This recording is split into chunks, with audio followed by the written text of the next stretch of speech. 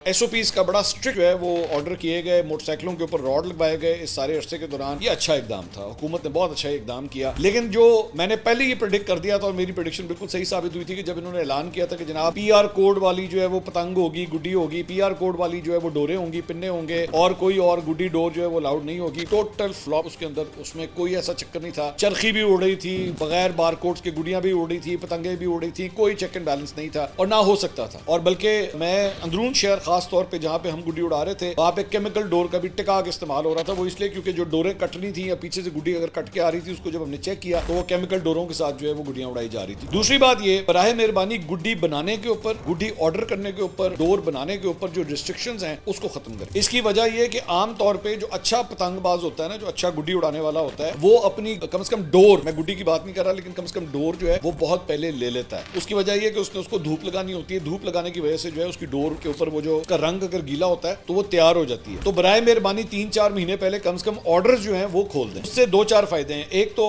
आपको क्वालिटी की चीज मिलती है। इस मर्तबा इतना कचरा माल मार्केट के अंदर आया, क्योंकि जिस तरह वो होता है ना कि ईद वाले दिन जो है वो दर्जी भी जो है कसाई बन जाता है और वो भी बकरे हलाल करना शुरू कर देता है। यहाँ पे भी गुड्डी डोर बनाने के चक्कर में ना ऐसा अनाड़ी बंदा मार्केट में आया और इतना कचरा बेचा गया जिसकी इंतहाई कोई नहीं। फ्रॉड लोगों के साथ जो है वो हुए। 2 पीस के पिन्ने के बारे में कह के जो है वो 1 पीस जो है उसमें से निकलना शुरू हुआ। अब आज मिसाल के तौर पर ये बसंत जो है वो खत्म होगी। जिनके पास स्टॉक्स अभी भी पड़े हुए हैं, जिन्होंने नहीं उड़ाए, तो उनके घरों में तो पड़े हुए हैं, उनके घरों में गुड्डी डोर तो पड़ी रहेगी। वो तो जाहिर बात है नेक्स्ट टाइम जब दोबारा खुलेगी तो वो इस्तेमाल होगी, लेकिन तब तक तो पड़ी रहेगी। सो इसलिए आप कम से कम ऑर्डरिंग के लिहाज से जो है वो लोगों को अलाउ करें कि वो एक अच्छी क्वालिटी की चीजें कम से कम खरीद सकें। चोर बाजारी आखिर में जाके बिल्कुल आखिरी दिनों के अंदर, ये मतलब समझ लें कि 4-5 तारीख को ऐसी चोर बाजारी हुई कि वो पिन्ना जो एक्चुअली मेरे ख्याल में 6-7 हजार 8 हजार का होना चाहिए था, 22-22 हजार 25-25 हजार तक वो पिन्ना बिका। चरखी 30-30 हजार 35-35 हजार तक बिकी। और दूसरी बात यह कि जो आपने रिस्ट्रिक्शंस यहाँ पे लाहौर के अंदर लगाई हुई थी, ये सारी चरखी डोर सब कुछ जो है वो पेशावर वाली साइड से और कराची से आ रहा था। माजरत के साथ ये भी जो आप लोगों ने वो फॉर्मूला निकाला था ना कि जनाब रजिस्टर्ड लोग जो है वो गुड्डी बना सकते हैं और डोर बना सकते हैं, कोई इसका ध्यान नहीं रखा जा रहा था। सबको जहां से जो जिसने सामान मिला, जो जिसका हाथ पड़ता था उसने लिया सामान। इतनी रिस्ट्रिक्शंस लगाई हुई थी और सारी प्राइसेस इतनी ज्यादा हाई हो गई थी, तो बहुत से लोग जो है वो एक्चुअली इससे पीछे भी हट गए कि भाई हम तो ये अफोर्ड ही नहीं कर सकते, क्योंकि इतना महंगा कहां से लोग लें। मैं कम से कम ये कह सकता हूँ हुई है कुछ जगहों के ऊपर अभी भी फायरिंग शायरिंग की कुछ रिपोर्ट्स आई, लेकिन आम तौर पे बसंत के ऊपर जिस तरह फायरिंग होती है वो नहीं हुई। सो एसओपीज काफी हद तक गवर्नमेंट ने जो है वो कंट्रोल किए। It was a good event. Maryam Nawaz को इस बात का क्रेडिट जाता है कि उन्होंने एक अच्छा इवेंट जो है वो करके दिखाया है और लाहौरियों के लिए जो है वो इस इवेंट को दोबारा एक्टिवेट किया।